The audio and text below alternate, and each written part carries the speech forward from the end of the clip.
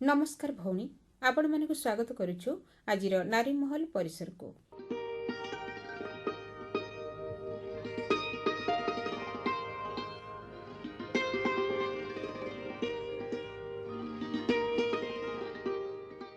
श्रोता बंधु, आज आमे समस्ते पालन करुछु विश्व महामारी प्रस्तुति दिवस। महामारी केवल एक स्वास्थ्य समस्या नुहे, यह समाज, अर्थनीति और मानव जीवन को गभीर भाव प्रभावित करे। कोविड-19 एक कथा आमको शिखाई। तेबे एई परिप्रेक्षी रे प्रस्तुति ही सुरक्षार सबुठारु बड़ अस्त्र बोली मध्य ताहा आमको शिखाई। आज ए दिवस पालनर मुख्य उद्देश्य हेउछि संभावित महामारी संपर्क रे सचेतनता बढ़ाइबा, सठिक सूचना प्रसारण करिबा एवं भविष्यत रे जेकोनोसी महामारी को मुकाबिला करिबा पई आमको प्रस्तुत करिबा। आउ एथिपई स्वच्छता अभ्यास, टीकाकरण, ठीक समय रे स्वास्थ्य सेवा ग्रहण प्रभृति हेउछि महामारी प्रस्तुतिर मुख्य अंश। तेबे आज एई अवसर रे आम कार्यक्रम रे आलोचना रखिछु अंतर्जातिक महामारी प्रस्तुति दिवस पालन। ए संपर्क रे आलोचना करुछंती डाक्टर कौशिक मिश्र।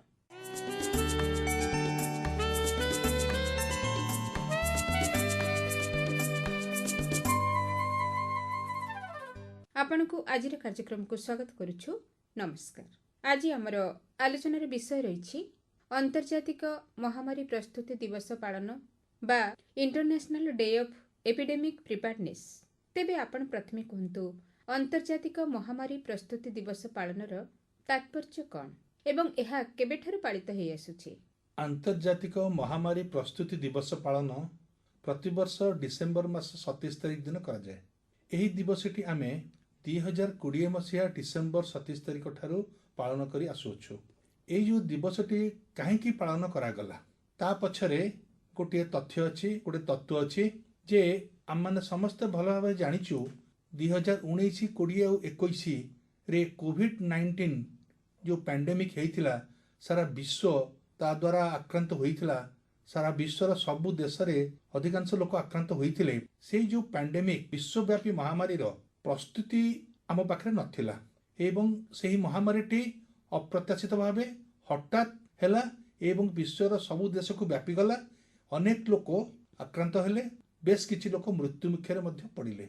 एई जो प्रकार अवस्था को अवलोकन करी युक्तराष्ट्र संघ बा यूनाइटेड नेशंस, विश्व स्वास्थ्य संगठन, यूनिसेफ एवं अन्यान्य अंतर्जातिक स्वास्थ्य संगठन गुड़िक एकाठी बसी विचार कले जे आमे वर्तमान सारा विश्व रे एई प्रकार महामारी जोटा आमे जानि नाहु, जोटा हठात आसुची एवं तार रोग निरूपण किपरि करा जाए, तार चिकित्सा किपरि करा जाए एवं ताको किपरि प्रतिरोध करा जाय परिबो, से संपर्क रे आम राष्ट्र मानक पाखरे कोनोसी प्रस्तुति नाही। से विकसित राष्ट्र होंतु किबा विकास उन्मुखी राष्ट्र होंतु किबा अणविकसित राष्ट्र होंतु।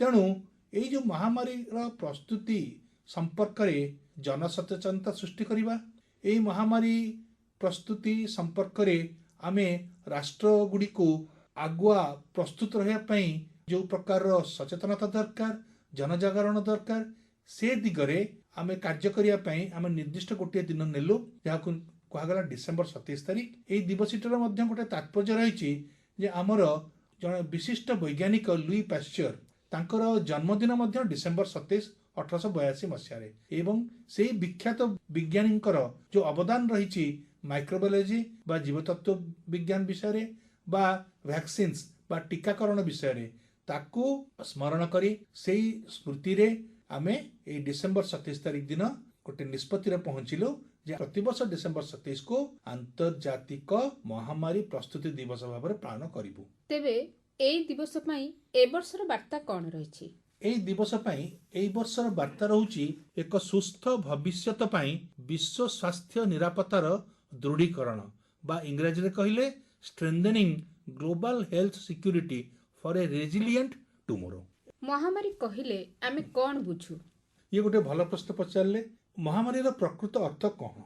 आम मैंने जाचे शरीर अच्छी माने रोग अच्छी, रोग अच्छी माने तार चिकित्सा मध्य अच्छी। तेरे महामारी रोग कौन तार से विषय जदि आम आलोचना करवा, प्रथम आसवा जे जो सब रोग गुड़िक देखा जाउची, केते गुड़िए रोग ନିର୍ଦ୍ଦିଷ୍ଟ ଅଞ୍ଚଳରେ ଦେଖାଯାଉଛି ଏବଂ ସେମାନଙ୍କର ମାରାତ୍ମକତା ଏତେ ବେଶୀ ନୁହେଁ ଏବଂ ସେମାନେ ସାଙ୍ଗେ ସାଙ୍ଗେ ବେଶୀ ଲୋକଙ୍କୁ ଆକ୍ରାନ୍ତ କରନ୍ତି ନାହିଁ। ତାକୁ ଆମେ କହୁ ସ୍ପୋରାଡିକ୍ ଡିଜିଜ୍। ଯେଉଁ ଏପିଡେମିଓଲୋଜି ଭାଷାରେ ତାକୁ କୁହାଯାଏ ସ୍ପୋରାଡିକ୍ ଡିଜିଜ୍। ତାପରେ କେତେ ଗୁଡ଼ିଏ ରୋଗ ଚିରାଚରିତ ଭାବରେ ଗୋଟିଏ ଅଞ୍ଚଳରେ ସ୍ଥାନରେ ସବୁବେଳେ ଦେଖାଯାଏ, କିନ୍ତୁ ତାଙ୍କର ମାତ୍ରା, ପ୍ରାଦୁର୍ଭାବ, ମାରାତ୍ମକତା ଓ ବ୍ୟାପକତା ବହୁତ ସୀମିତ, ସେଇ ଜାଗାରେ ସୀମିତ ଏବଂ ତାକୁ ଆମେ କହୁ ଏଣ୍ଡେମିକ୍ ଡିଜିଜ୍।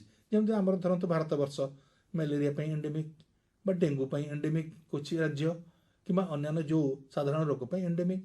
ତେଣୁ ଗୋଟେ ହେଲା ସ୍ପୋରାଡିକ୍ ବା ବିକ୍ଷିପ୍ତ ରୋଗ ସମୂହ, ଆଉ ଗୋଟେ ହେଲା ଏଣ୍ଡେମିକ୍ ବା ସ୍ଥାନିକ।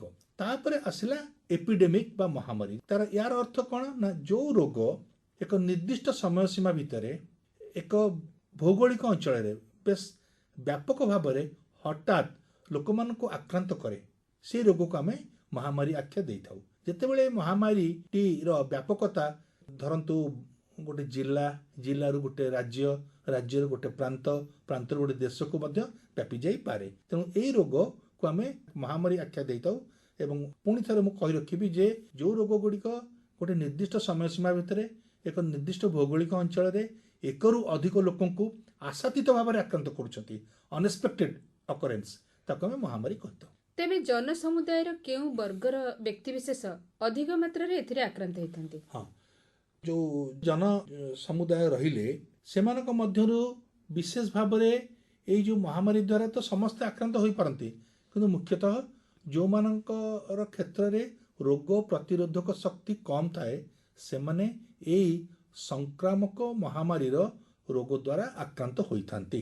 ଯେମିତିକି ବୃଦ୍ଧ ଲୋକ, ଯେମିତିକି ଜଣେ ଗର୍ଭବତୀ ମହିଳା, ଯେମିତିକି ଶିଶୁ, ଯେମିତିକି ଭିନ୍ନକ୍ଷମ ବ୍ୟକ୍ତି, ଯେମିତିକି ଆମର ଜଣେ HIV ବା ଏଡ୍ସ ଆକ୍ରାନ୍ତ ବ୍ୟକ୍ତି, ସେମାନଙ୍କଠାରେ ଯେଉଁ ରୋଗ ପ୍ରତିରୋଧକ ଶକ୍ତି କମିଯାଇଥାଏ, ବିଭିନ୍ନ ରକ୍ତହୀନତାର ଶିକାର ହେଉଥିବା ବ୍ୟକ୍ତି।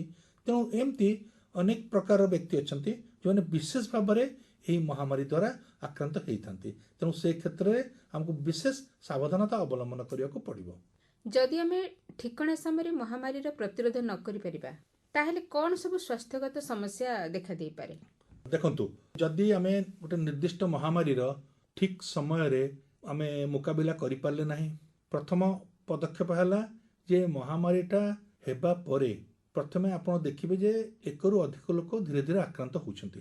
ସେହି ସମୟରୁ ଯଦି ଆମେ ମହାମାରୀକୁ ଚିହ୍ନଟ କରିଦେବା ଏବଂ ଆମେ ନିର୍ଦ୍ଦିଷ୍ଟ ପ୍ରତିରୋଧ ଆଉ ପ୍ରତିଷେଧକ ବ୍ୟବସ୍ଥା ଗ୍ରହଣ କରିବା, ତାହେଲେ ହୁଏତ ମହାମାରୀର ବ୍ୟାପକତାକୁ ଓ ମାରାତ୍ମକତାକୁ ଅନେକାଂଶରେ କମେଇ ଦେଇପାରିବା। ତେଣୁ ଆମ ପାଖରେ ସେଇଭଳିଆ ଗୋଟେ ଡିଜିଜ୍ ସର୍ଭେଲେନ୍ସ ସିଷ୍ଟମ ଯାହାକୁ କୁହାଯାଏ ବା ରୋଗ ସର୍ବେକ୍ଷଣ ବ୍ୟବସ୍ଥା ରହିବା ଦରକାର, ଯେ ଯେତେବେଳେ ଗୋଟେ ନିର୍ଦ୍ଦିଷ୍ଟ ଗୋଷ୍ଠୀରେ, ନିର୍ଦ୍ଦିଷ୍ଟ ଗାଁରେ, ନିର୍ଦ୍ଦିଷ୍ଟ ବ୍ଲକରେ ଏକରୁ ଅଧିକ ଲୋକ ଗୋଟେ ନିର୍ଦ୍ଦିଷ୍ଟ ପ୍ରକାରର ରୋଗ ଦ୍ୱାରା ଆକ୍ରାନ୍ତ ହେଉଛନ୍ତି ଏବଂ ଏ ନିର୍ଦ୍ଦିଷ୍ଟ ସମୟରେ ଆକ୍ରାନ୍ତ ହେଉଛନ୍ତି ଏବଂ ହଠାତ୍, ଏବଂ ଗତ ବର୍ଷ ସେହି ସମୟରେ ଧରନ୍ତୁ ସେହି ରୋଗରେ ଆମେ 5 ଜଣ ରୋଗୀ ଦେଖିଥିଲୁ, ହଠାତ୍ ଏବେ ସେଟା 50 ଜଣ ରୋଗୀ ଆକ୍ରାନ୍ତ ହୋଇଗଲେ, ତେବେ ତାକୁ ଆମେ ମହାମାରୀର ଆଖ୍ୟା ଦେଇଥାଉ। ଏବଂ ଯଦି ଆମେ ନିର୍ଦ୍ଦିଷ୍ଟ ଭାବରେ ସେଇ ତାର ଯେଉଁ ବ୍ୟାପକତା କମ୍ ଥିବ ସେ ସମୟରେ ଯଦି ଆମେ ଇଣ୍ଟରଭିନ୍ କରିବା ଏବଂ ତ୍ୱରିତ ପଦକ୍ଷେପ ନେବା, ତାହେଲେ ମହାମାରୀର ବ୍ୟାପିବାକୁ ଆମେ ବହୁତ କମ୍ କରିଦେଇପାରିବା ଏବଂ ତା ଦ୍ୱାରା ଅନେକ ଜୀବନ ରକ୍ଷା କରିପାରିବା ଏବଂ ତାର ଅନ୍ୟାନ୍ୟ କୁପ୍ରଭାବରୁ ମଧ୍ୟ ସମସ୍ତଙ୍କୁ ରକ୍ଷା କରିପାରିବା। ମାନବ ସମାଜ ଉପରେ ମହାମାରୀର କ'ଣ ସବୁ କୁପ୍ରଭାବ ରହିଛି? ଇଏ ବି ଗୋଟେ ବହୁତ ଭଲ କଥା। ଆମେ ଯେତେବେଳେ ମହାମାରୀ କଥା ଚିନ୍ତା କରୁ, କେବଳ ଆମେ ଚିନ୍ତା କରୁ ଯେ ଏହାର କେବଳ ସ୍ୱାସ୍ଥ୍ୟଗତ ପ୍ରଭାବ ରହିଛି, ଯେ ଆମକୁ ଅସୁସ୍ଥ କରିଦେଉଛି ଏବଂ ଆମେ ବହୁତ ଦିନ ବିଛଣାରେ ପଡ଼ି ରହୁଛୁ ଏବଂ କିଛି ଲୋକ ମୃତ୍ୟୁବରଣ କରୁଛନ୍ତି, କିଛି ଲୋକ ଭିନ୍ନକ୍ଷମ ହୋଇଯାଉଛନ୍ତି, ଆଉ କିଛି ଲୋକ ସମ୍ପୂର୍ଣ୍ଣ ଆରୋଗ୍ୟ ଲାଭ କରୁଛନ୍ତି। ଇଏ ହେଲା ଆମର ମଣିଷ ସ୍ୱାସ୍ଥ୍ୟ ଉପରେ ମହାମାରୀର ପ୍ରଭାବ। ତା ଛଡ଼ା ତାର ଅନ୍ୟାନ୍ୟ ପ୍ରଭାବ ଗୁଡ଼ିକ ମଧ୍ୟ ବେଶ ସୁଦୂର ପ୍ରସାରୀ, ଯେଉଁଟାକି କୋଭିଡ୍-19 ଏହାର ଏକ ଜ୍ୱଳନ୍ତ ଉଦାହରଣ। କେମିତି ନା ଦେଖନ୍ତୁ, କୋଭିଡ୍-19 ବ୍ୟକ୍ତିବିଶେଷଙ୍କୁ ଆକ୍ରାନ୍ତ କଲା, ଗୋଷ୍ଠୀକୁ ଆକ୍ରାନ୍ତ କଲା ଏବଂ ତା ସହିତ ସେ ଆମର ଅର୍ଥନୈତିକ ଅବସ୍ଥାକୁ ମଧ୍ୟ ବିପର୍ଯ୍ୟସ୍ତ କରିଦେଲା। ତା ସହିତ ସେ ଆମର ସାମାଜିକ ବ୍ୟବସ୍ଥାକୁ ମଧ୍ୟ ବିପର୍ଯ୍ୟସ୍ତ କରିଦେଲା। ଉଦାହରଣ ସ୍ୱରୂପ କେମିତି ସାମାଜିକ ଅବସ୍ଥା ବିପର୍ଯ୍ୟସ୍ତ ହେଲା କୋଭିଡ୍-19 ମହାମାରୀ ପାଇଁ? ଦେଖନ୍ତୁ, ଏମିତି ଗୋଟେ ସମୟ ଆସିଲା ଆମେ ନିଜ ଘରେ ବନ୍ଦୀ ହୋଇ ରହିଲେ ଏବଂ ଯେତେବେଳେ ଘରୁ ପରିବାରରୁ ସାହି ପଡ଼ିଶାରେ କୌଣସି ବ୍ୟକ୍ତି ମୃତ୍ୟୁବରଣ କଲେ ତାଙ୍କର ମଧ୍ୟ ଆମେ ଶବଦାହ କାର୍ଯ୍ୟରେ ଯୋଗଦାନ କରିପାରିଲେ ନାହିଁ। ବିଶେଷ କରି ଯେଉଁମାନେ କୋଭିଡ-19 ପଜିଟିଭ ହେଇ ମୃତ୍ୟୁବରଣ କରେ କେତେ କଟକଣା ଲାଗୁ କରାଗଲା। ଏଇଟା କାହିଁ କରାଗଲା କଟକଣା ଲାଗୁ? ନା ଜୀବନ ଥିଲାବେଳେ ଯଦି ଜଣେ କୋଭିଡ-19 ଦ୍ୱାରା ସଂକ୍ରମିତ ହେଇଛି ତାଠାରୁ ସୁସ୍ଥ ଲୋକକୁ ସଂକ୍ରମଣ ସମ୍ଭାବନା ଅଛି। ତା ସହିତ ଯେଉଁମାନେ କୋଭିଡ-19 ପଜିଟିଭ ବ୍ୟକ୍ତି ମୃତ୍ୟୁବରଣ କରେ ତାଙ୍କଠୁ ମଧ୍ୟ ସଂକ୍ରମଣ ବ୍ୟବସ୍ଥା ଅଛି। ତେଣୁ ଏଇଭଳି ଭାବରେ ଏଇଭଳି ଏକ ମାରାତ୍ମକ ମହାମାରୀକୁ କଣ୍ଟ୍ରୋଲ କରିବାକୁ ହେଲେ, ନିୟନ୍ତ୍ରଣ ରଖିବାକୁ ହେଲେ ଆମକୁ ବହୁତ ପ୍ରକାର ପଦକ୍ଷେପ ନେବାକୁ ପଡ଼େ, ଯାହାଫଳରେ ଆମର ସାମାଜିକ ଜୀବନ ଉପରେ ପ୍ରଭାବ ପଡ଼ିଥାଏ। ଅର୍ଥନୈତିକ ବ୍ୟବସ୍ଥା ଉପରେ ମଧ୍ୟ ଅନେକ କୁପ୍ରଭାବ ପକାଇଲା। ଲୋକଙ୍କର ଚାକିରି ଚାଲିଗଲା, ଲୋକଙ୍କର ଯେଉଁମାନେ ଉପାର୍ଜନ କରୁଥିଲେ ଉପାର୍ଜନ କ୍ଷମତା ହ୍ରାସ ପାଇଲା ଏବଂ ଘରେ ବସିଯିବା ଦ୍ୱାରା କାମ କରିପାରିଲେନି। ତେଣୁ ଇଏ ମଧ୍ୟ ସେମାନଙ୍କର ଅର୍ଥନୈତିକ ଜୀବନକୁ ମଧ୍ୟ ବେଶ ଭାବରେ ପ୍ରଭାବିତ କଲା ଆଉ ବିପର୍ଯ୍ୟସ୍ତ ମଧ୍ୟ କରିଦେଲା। ତେଣୁ ଗୋଟେ ମହାମାରୀକୁ ଆମେ ଯଦି ପୂର୍ବରୁ ପ୍ରସ୍ତୁତ ହୋଇ ରହିଥିବା ଏବଂ ଠିକ୍ ଭାବରେ ମୁକାବିଲା କରିପାରିବା ଏବଂ ଛୋଟିଆ ନିଆଁଟିକୁ ଯଦି ମୂଳରୁ ଆମେ ଲିଭେଇ ଦେବା ତେବେ ସେଇଟା ଗୋଟେ ବଡ଼ ଦାବାଗ୍ନି ହେବ ନାହିଁ। ଏଇଟା ହେଲା ମହାମାରୀ ନିୟନ୍ତ୍ରଣର ପ୍ରଥମ ପଦକ୍ଷେପ। ତେଣୁ ଏ ଦିଗରେ ସମସ୍ତେ ଏକମତ ଏକ ପ୍ରାଣ ହେଇ ଏବଂ ସାମଗ୍ରିକ ଚେଷ୍ଟା ରହିବା ଦରକାର। ମହାମାରୀକୁ ପ୍ରତିରୋଧ କରିବା ପାଇଁ କି ପ୍ରକାରର ପ୍ରସ୍ତୁତି ଆବଶ୍ୟକ? ମହାମାରୀର ଯେଉଁ ପ୍ରତିରୋଧ କରିବା, ପ୍ରଥମ କଥା ହେଲା ଯେ ବ୍ୟକ୍ତିଗତ ସ୍ତରରୁ, ପରିବାର ସ୍ତରରୁ, ଗୋଷ୍ଠୀ ସ୍ତରରେ, ବ୍ଲକ, ଜିଲ୍ଲା, ରାଜ୍ୟ ଏବଂ ଦେଶ ଏବଂ ସମଗ୍ର ବିଶ୍ୱ ସ୍ତରରେ ପ୍ରସ୍ତୁତିର ଆବଶ୍ୟକତା ରହିଛି।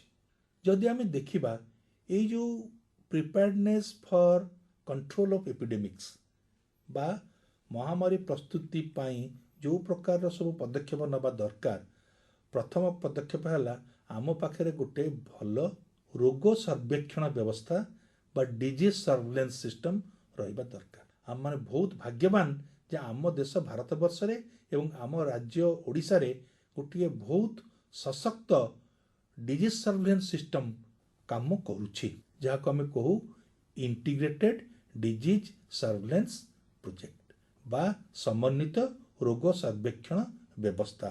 ଏଇ ଯେଉଁ IDSP ପ୍ରୋଗ୍ରାମଟି ଚାଲିଛି ତା ଦ୍ୱାରା ଆମେ କ'ଣ କରୁଛୁ ନା ଗାଁରେ ଯଦି କିଏ ଅସୁସ୍ଥ ହେଲା ତାର ବିବରଣୀ ଆଶା ଦିଦି ଆଉ ANM ଦିଦିଙ୍କ ଠାରୁ ଆମେ ସଂଗ୍ରହ କରି ପ୍ରତି ସପ୍ତାହରେ ତାକୁ ଆମେ ଆନାଲିସିସ୍ ବା ବିଶ୍ଳେଷଣ କରୁଛୁ। ଯେଉଁଦିନ ଦେଖିଲୁ ଯେ ଗୋଟେ ନିର୍ଦ୍ଦିଷ୍ଟ ଗାଁରେ ଏକରୁ ଅଧିକ ଲୋକ ଅପ୍ରତ୍ୟାଶିତ ଭାବରେ ହଠାତ୍ ଏକ ନିର୍ଦ୍ଦିଷ୍ଟ ସ୍ୱାସ୍ଥ୍ୟ ସମସ୍ୟା ଦ୍ୱାରା ଆକ୍ରାନ୍ତ ହେଉଛନ୍ତି ଏବଂ ସେ ସଂଖ୍ୟା ଆଶାତୀତ ଭାବେ ବଢ଼ିଯାଉଛି, ତାହେଲେ ଆମେ ଆଶଙ୍କା କରିବା, ପୂର୍ବାନୁମାନ ଲଗାଇବା ଯେ ବୋଧହୁଏ ଏଇଟା ମହାମାରୀ ହେଇପାରେ। ତେଣୁ କ'ଣ କରାଯାଏ, ସାଙ୍ଗେ ସାଙ୍ଗେ ସେ ଜାଗାକୁ ଆମର ଜିଲ୍ଲା ସ୍ତରରେ ଯେଉଁ ଅଛି ରାପିଡ୍ ରେସ୍ପନ୍ସ ଟିମ୍ ବା ତ୍ୱରିତ କାର୍ଯ୍ୟ କରିବାର ଯେଉଁ ଗୋଟେ ଦଳ ଅଛି, ଏକ୍ସପର୍ଟସ୍ ମାନେ ଅଛନ୍ତି, ବିଶେଷଜ୍ଞମାନେ ଅଛନ୍ତି, ସେମାନେ ସେ ଜାଗାକୁ ଯିବେ ଯେ ପ୍ରକୃତରେ ଏଇ ନିର୍ଦ୍ଦିଷ୍ଟ ସ୍ୱାସ୍ଥ୍ୟ ସମସ୍ୟା ଦ୍ୱାରା କାହିଁକି ଏତେ ଲୋକ ହଠାତ୍ ସଂକ୍ରମିତ ହେଲେ, କେଉଁଠି ସୋର୍ସ ଅଫ୍ ଇନଫେକ୍ସନ୍ ବା ସଂକ୍ରମଣର ଉତ୍ସ କ'ଣ ତାକୁ ତଦାରଖ କରିବେ, ଅନୁସନ୍ଧାନ କରିବେ ଏବଂ ଯେଉଁମାନେ ସଂକ୍ରମିତ ହୋଇସାରିଛନ୍ତି ତାଙ୍କର କେମିତି ବିହିତ ଚିକିତ୍ସା ବ୍ୟବସ୍ଥା କରାଯିବ, ଏଇଭଳିଆ ବିଭିନ୍ନ ପଦକ୍ଷେପ ନିଆଯାଏ।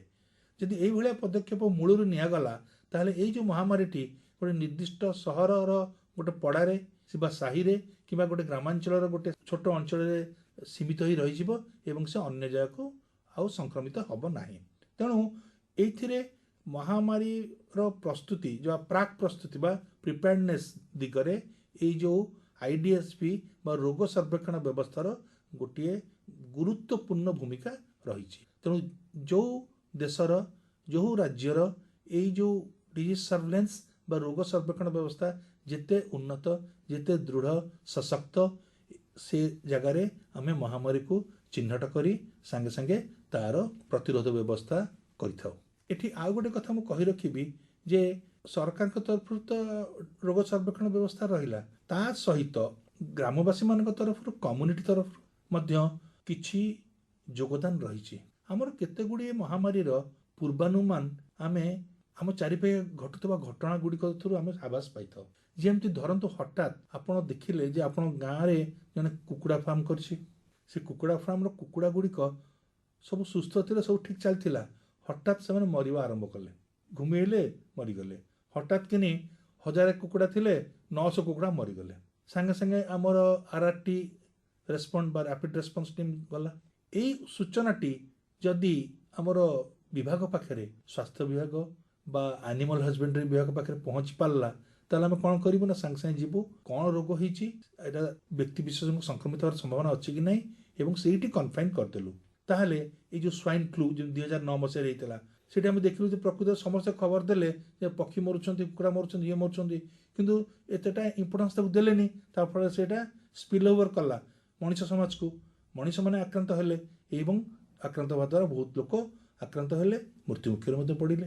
ତେଣୁ ଏଇ ଯେଉଁ ଇଭେଣ୍ଟ ଗୁଡ଼ାକୁ, ଘଟଣା ଗୁଡ଼ିକୁ ଆମେ ଟ୍ରିଗର ଇଭେଣ୍ଟ କହୁ। ଇଏ କାହାକୁ ଟ୍ରିଗର କରେ ନା ଗୋଟେ ମହାମାରୀର ଆରମ୍ଭକୁ। ଯଦି ଆମର କମ୍ୟୁନିଟି ମେମ୍ବର୍ସ, ଗ୍ରାମବାସୀମାନେ, ସେମାନେ ଯଦି ଏ ପ୍ରକାର କିଛି ଘଟଣା ଘଟୁଛି ତାଙ୍କ ଚାରିପଟେ, ତେବେ ତୁରନ୍ତ ଆମର ସ୍ୱାସ୍ଥ୍ୟ ବିଭାଗରେ ରିପୋର୍ଟ କରିବା ଦରକାର। ତାହେଲେ ଆମେ ମହାମାରୀକୁ ଶୀଘ୍ର ଚିହ୍ନଟ କରି ତାର ବ୍ୟାପକତାକୁ ହ୍ରାସ କରିପାରିବୁ। ଅତୀତରେ କୋଉ କୋଉ ରୋଗ ମହାମାରୀ ରୂପେ ମଣିଷ ସମାଜର ପ୍ରଭୁତ କ୍ଷତି ସାଧନ କରିଥିଲା? ଆପଣଙ୍କର ଜାଣିବାରେ ଦେଖନ୍ତୁ, ବିଂଶ ଶତାବ୍ଦୀର ପ୍ରାରମ୍ଭରେ ଗୋଟେ ସ୍ପାନିଶ ଫ୍ଲୁ ହେଇଥିଲା, ଗୋଟେ ଶ୍ୱାସ ସଂକ୍ରମଣ ରୋଗ ହେଇଥିଲା, ଯାହାଦ୍ୱାରା ମାନେ କେତେ ଲକ୍ଷ ଲକ୍ଷ ମୃତ୍ୟୁବରଣ କରିଥିଲେ ତାହା କଳ୍ପନା କରି ହେଲା ନାହିଁ। ତାପରେ ଧୀରେ ଧୀରେ ଅନ୍ୟାନ୍ୟ ମହାମାରୀ ହେଲା, କିନ୍ତୁ ସେଥିରେ ଆମେ ଏଇ ଯେଉଁ ମୃତ୍ୟୁ ସଂଖ୍ୟାକୁ ବହୁତ କମେଇ ଦେଇ ପାରିଲୁ। ଆପଣମାନଙ୍କ ମନେ ଥିବ ଆମର ଯେମିତି ହଇଜା, ଗୋଟେ କଲେରା, ଝାଡ଼ା ବାନ୍ତିରେ ଲୋକ କେତେ ମରୁଥିଲେ, ସମସ୍ତଙ୍କର ଅନ୍ଧବିଶ୍ୱାସ ଥିଲା। ସେସବୁ ଅନ୍ଧବିଶ୍ୱାସ ଆମେ ଧୀରେ ଧୀରେ ଦୂର କଲୁ। ଯେଉଁଠି ଟିକେ ଗୋଟେ ଜାଗାରେ 10-12 ଜଣ ଲୋକ ଝାଡ଼ା ବାନ୍ତିରେ ଆକ୍ରାନ୍ତ ହେଲେ ସାଙ୍ଗେ ସାଙ୍ଗେ ଆମେ ଇଣ୍ଟରଭିନ୍ କଲୁ, ସୋ ଦ୍ୟାଟ୍ ସେଇଟା ଅନ୍ୟମାନଙ୍କୁ ବ୍ୟାପିଲାନି ଏବଂ ସେଥିରେ ଲୋକ ଆଉ ଆକ୍ରାନ୍ତ ହେଲେନି, କିମ୍ବା ଯେଉଁମାନେ ଆକ୍ରାନ୍ତ ହେଲେ ମୃତ୍ୟୁ ମୁଖରେ ମଧ୍ୟ ପଡ଼ିଲେନି। ସୋ ଓଭର ଦ ଇୟର୍ସ ଆମର ଯେଉଁ ପ୍ରକାରର ଚିକିତ୍ସା ବ୍ୟବସ୍ଥାର ଉନ୍ନତ ହେଲା, ଯେମିତି ଆମର ରୋଗ ସର୍ବେକ୍ଷଣ ବ୍ୟବସ୍ଥାର ଉନ୍ନତ ହେଲା, ଏବଂ ଆମେ ସବୁ କ୍ୟାପାସିଟି ବିଲ୍ଡିଂ କଲୁ, ସେ ସ୍ୱାସ୍ଥ୍ୟ କର୍ମୀମାନଙ୍କଠାରୁ ଆରମ୍ଭ କରି ସାଧାରଣ ଜନତାଙ୍କର ଯେଉଁ ପ୍ରକାରର ସଚେତନତା ସୃଷ୍ଟି କରାଗଲା, ଏହିସବୁ ବିଭିନ୍ନ ଦିଗରୁ ଆମେ ପଦକ୍ଷେପ ନେବା ଦ୍ୱାରା ଏଇ ଯେଉଁ ମହାମାରୀର ପ୍ରକୋପକୁ ବହୁତ କମେଇ ଦେଇପାରିଲୁ। ଦେଖନ୍ତୁ, ବର୍ତ୍ତମାନ ଆମର ଏଇ ଯେଉଁ ପ୍ରସ୍ତୁତିମୂଳକ ପଦକ୍ଷେପ ଦ୍ୱାରା ଆମେ ସ୍ମଲ୍ ପକ୍ସ ବା ବସନ୍ତ ରୋଗକୁ ପୁରା ମୂଳୋତ୍ପାଟନ କରିଦେଲୁ। ପୋଲିଓ ଭଳି ଗୋଟେ ମାରାତ୍ମକ ରୋଗକୁ ମଧ୍ୟ ମୂଳୋତ୍ପାଟନ କରିଦେଲୁ। କାହିଁକି? କାରଣ ଆମର ଯେଉଁ ପବ୍ଲିକ ହେଲ୍ଥ ସିଷ୍ଟମ ବା ଜନସ୍ୱାସ୍ଥ୍ୟ ବିଭାଗ ସେମିତି କାମ କଲା ଏବଂ ଦୃଢ଼ ପଦକ୍ଷେପ ନେଲା ଠିକ୍ ସମୟରେ, ଯାହାଦ୍ୱାରା ଆମେ ଏଇଭଳିଆ ମହାମାରୀମାନଙ୍କୁ, ପ୍ରମୁଖ ଜନସ୍ୱାସ୍ଥ୍ୟ ସମସ୍ୟାକୁ, ଦେଖନ୍ତୁ ପୋଲିଓ ଦ୍ୱାରା କେତେ ଲୋକ ଭିନ୍ନ କ୍ଷମତାର ଶିକାର ହେଉଥିଲେ। ଏବେ ଆଉ ଗୋଟିଏ ପୋଲିଓ ଆକ୍ରାନ୍ତ ଲୋକ ଦେଖୁଛନ୍ତି ଆପଣ? ପୋଲିଓ ପୃଥିବୀ ପୃଷ୍ଠରୁ ନିଶ୍ଚିହ୍ନ ହୋଇଗଲା। ସେମିତି ବସନ୍ତ ବା ସ୍ମଲ୍ ପକ୍ସ ପୃଥିବୀ ପୃଷ୍ଠରୁ ନିଶ୍ଚିହ୍ନ ହୋଇଗଲା। ତେଣୁ ଏଇ ଯେଉଁ ଉଦାହରଣ ଗୁଡ଼ିକ ଆମ ପାଇଁ ଅଛି, ଇଏ ଆମ ପାଇଁ ପ୍ରେରଣା ଯୋଗାଉଛି ଯେ ଆମେ ଯଦି ସଚେତନ ରହିବା, ସତର୍କ ରହିବା, ସାବଧାନ ରହିବା, ଠିକଣା ସମୟରେ ପଦକ୍ଷେପ ନେବା, ତାହେଲେ କୌଣସି ମହାମାରୀକୁ ଆମେ ଅଧିକ ବ୍ୟାପକ ହେବାକୁ ଦେବା ନାହିଁ ଏବଂ ତା ଦ୍ୱାରା ଲୋକ ଆକ୍ରାନ୍ତ ହେବେ ନାହିଁ କିମ୍ବା ମୃତ୍ୟୁ ମୁଖରେ ପଡ଼ିବେ ନାହିଁ। ଆମ ଦେଶ ତଥା ରାଜ୍ୟରେ ମହାମାରୀର ସଫଳ ମୁକାବିଲା ପାଇଁ ସରକାରୀ ଓ ବେସରକାରୀ ସ୍ତରରେ କି କି ବ୍ୟବସ୍ଥା ରହିଛି? ଏ ବିଷୟରେ ମୁଁ ଆଗରୁ ଆଲୋଚନା କରିଛି, ପୁଣି ଆଉଥରେ ବି ଆଲୋଚନା କରିଦେଉଛି ଯେ ସରକାରଙ୍କ ତରଫରୁ ଆମର ରୋଗ ସର୍ବେକ୍ଷଣ ବ୍ୟବସ୍ଥା କରାଯାଇଛି। ସରକାରଙ୍କ ତରଫରୁ ଅନେକ ଗୁଡ଼ିଏ ଡାକ୍ତରଖାନା ତିଆରି କରାଯାଇଛି। ସେଠି ଅଭିଜ୍ଞ ସ୍ୱାସ୍ଥ୍ୟକର୍ମୀମାନେ, ଡାକ୍ତରମାନେ କାମ କରୁଛନ୍ତି। ତେଣୁ ଆମର ଯେଉଁ ରୋଗ ସର୍ବେକ୍ଷଣ ବ୍ୟବସ୍ଥା ହେଲା ଗୋଟିଏ ବାଟ।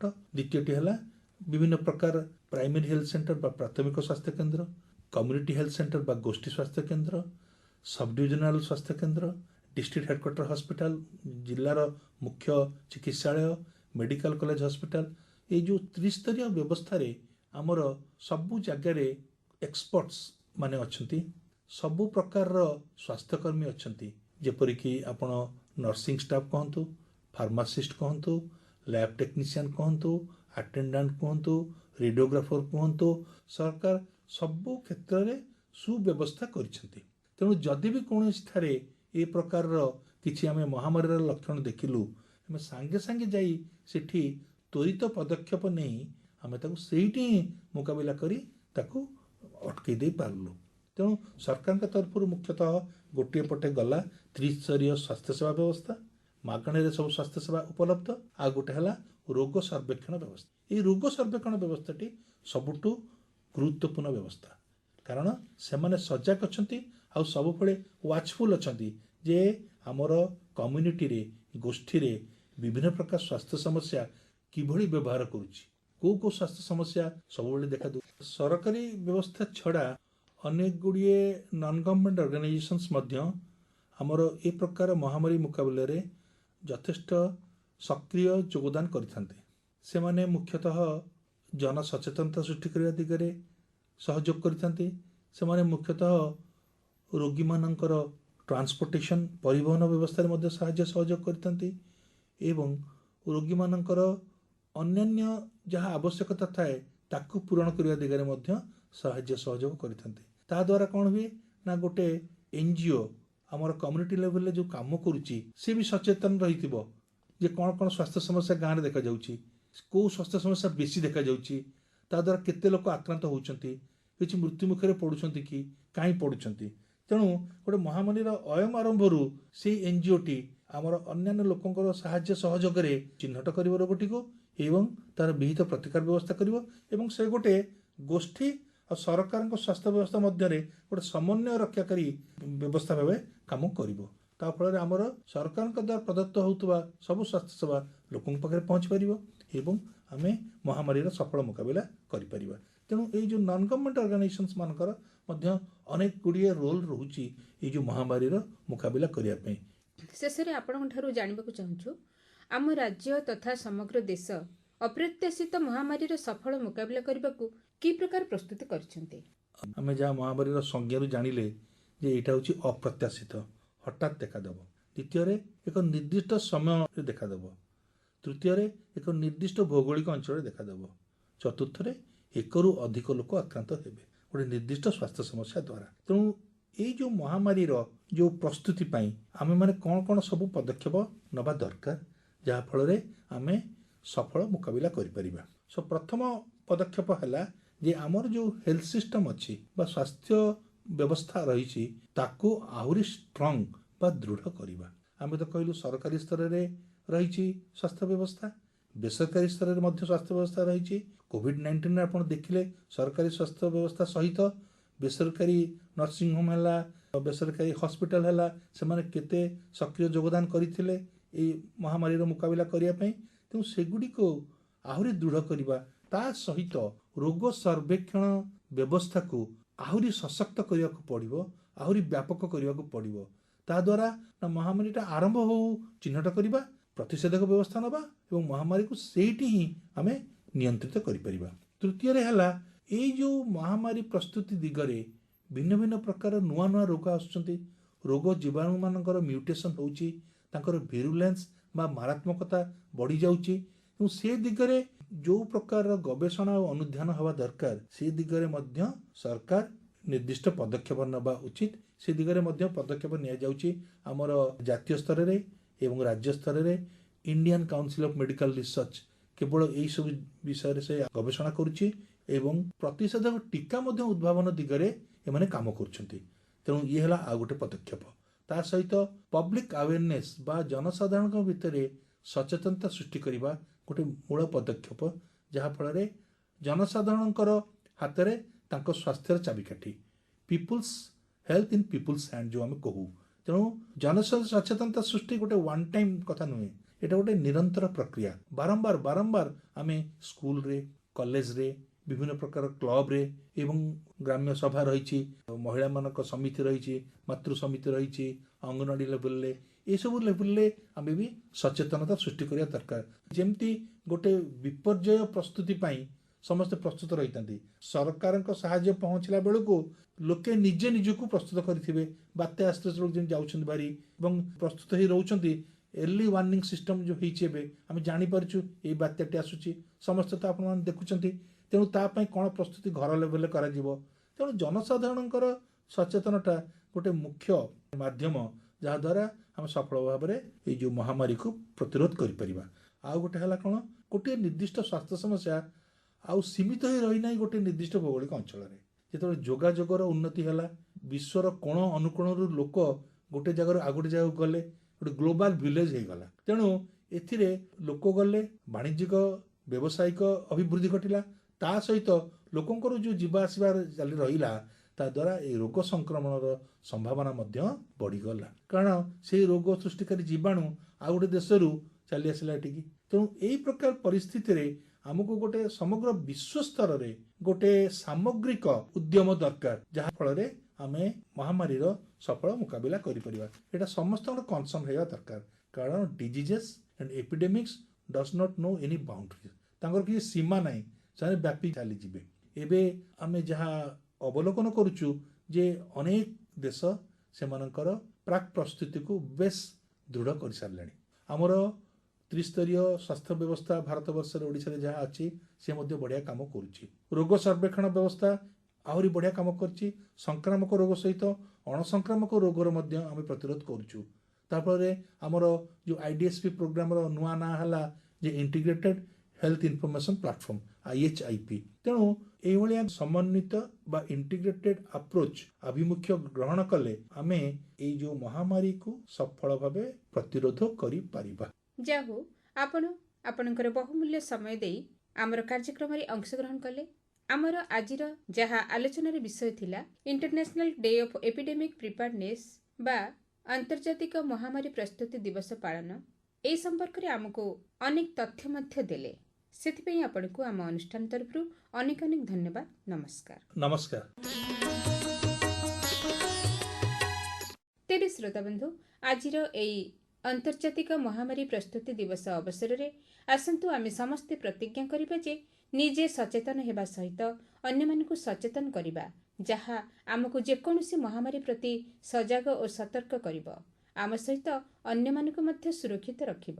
ତେବେ ଆଜି ତ ସମୟ ହେଇଯାଇଛି, କାର୍ଯ୍ୟକ୍ରମରୁ ଏଇଠି ବିଦାୟ ନେଉଛି ମୁଁ ସୌଦାମିନୀ। ନମସ୍କାର।